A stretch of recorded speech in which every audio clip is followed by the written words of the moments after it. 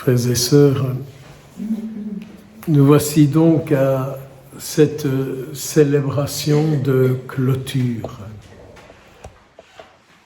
avec la réalité de cette parole qui, personnellement, me touche beaucoup.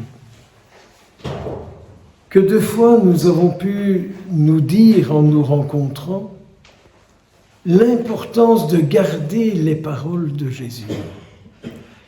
Et aujourd'hui, notre Seigneur, pour repartir, vient nous dire « Si tu gardes ma parole, tu ne verras jamais la mort. » Quand j'entends cette parole, je ne pense pas tellement à la mort qui nous mettra, comme ça m'amuse de le dire, dans un sac en plastique et dans une boîte. Mais je pense à tout ce qui peut nous mettre en état de mort aujourd'hui. Nos difficultés, nos soucis, nos inquiétudes, nos peurs et tout le reste. Si tu gardes ma parole, tu ne seras jamais détruit par toutes ces choses-là. C'est un peu comme si Jésus venait vous dire, à vous, à moi, ce que tu vis, mets ma parole dedans et tu resteras toujours en vie. Ce que tu vis, mets ma parole dedans et tu ne verras, tu ne seras pas détruit. Ça me rappelle un jour un souvenir tout d'un coup comme ça qui me vient en tête. J'avais des difficultés médicales et, pour ne pas le citer, je vais à Sainte-Élisabeth à Bruxelles voir un médecin qui m'a pris un peu rouf-rouf. Il m'a juste dit combien je lui devais et il m'a dit prenez un rendez-vous très vite parce que je pense que vous avez un cancer. Salut, au revoir, paye et à bientôt. Je ne vous cache pas que mon inquiétude, elle est devenue grande à ce moment-là. Il y a des années de ça, vous savez. Et je repars avec ça. Et tout d'un coup, j'ai une petite lumière dans la voiture en rentrant chez moi. Et cette petite lumière, c'était une parole du Seigneur. Cette maladie ne conduit pas à la mort, mais c'est pour que le royaume de Dieu s'accomplisse. Alors, en bon chrétien que je suis, j'étais occupé de me dire, c'est ça. Ça, c'est une consolation que Toto t'envoie. Et c'est pas Jésus qui te l'envoie. Un peu après coup, j'ai demandé pardon à Jésus. Parce que je refusais sa parole sur ce que je vivais. Je refusais sa parole sur ce que j'avais à vivre.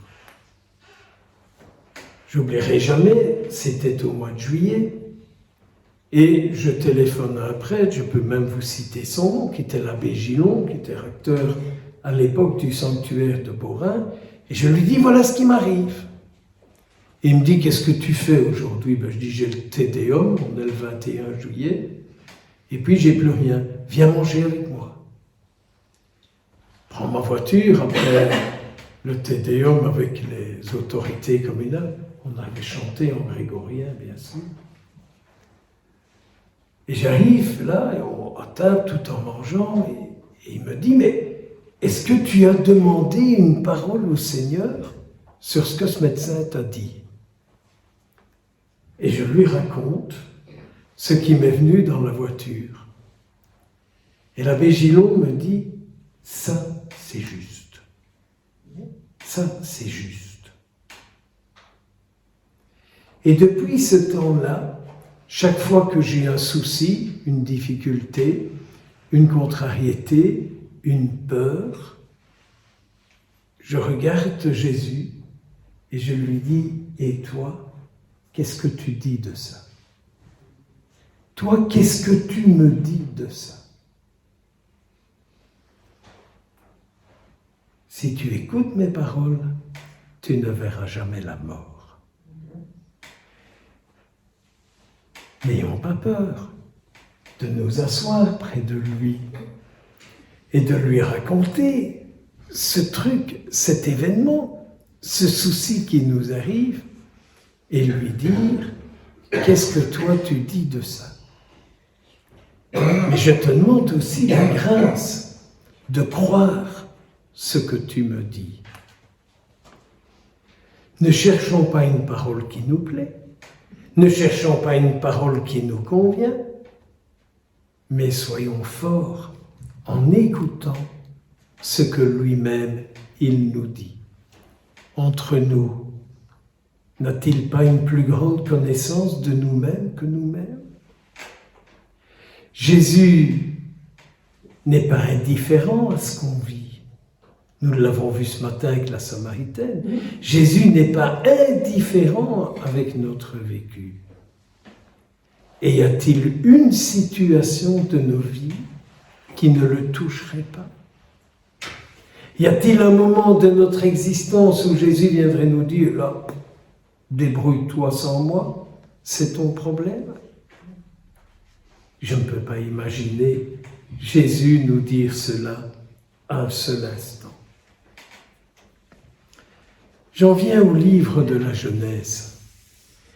Et quand j'entends qu'il est dit à Abraham, c'est avant le changement de nom, « Tu deviendras le père d'une multitude. »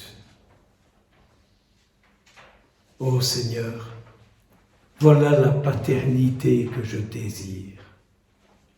La paternité que je désire, c'est que tu puisses être, toi, à travers moi, le Père d'une multitude.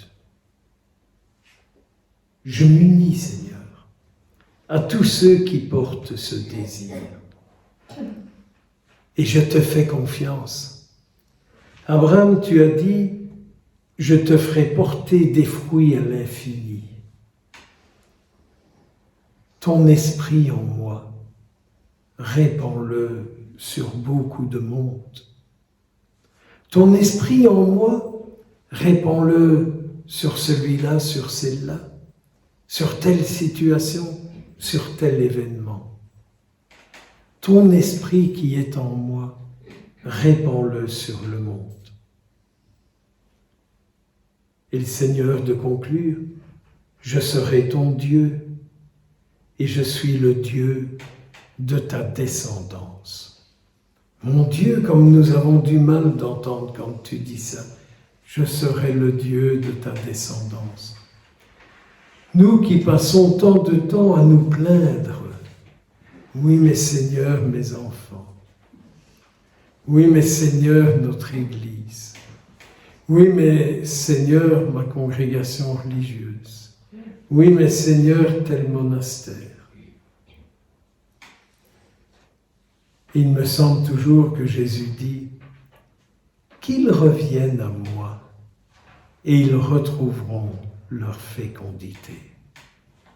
Et oui, quel que soit notre âge, quelle que soit notre santé, physique ou autre, revenons au Seigneur et nous retrouverons la fécondité de nos vies. Abraham était âgé, sa femme était très âgée, elle a même rigolé de la promesse de Dieu. Pour repartir, il nous est dit aujourd'hui, ne fermez pas votre cœur, mais écoutez la voix du Seigneur. Et alors, tu ne verras jamais la mort. Amen. Amen.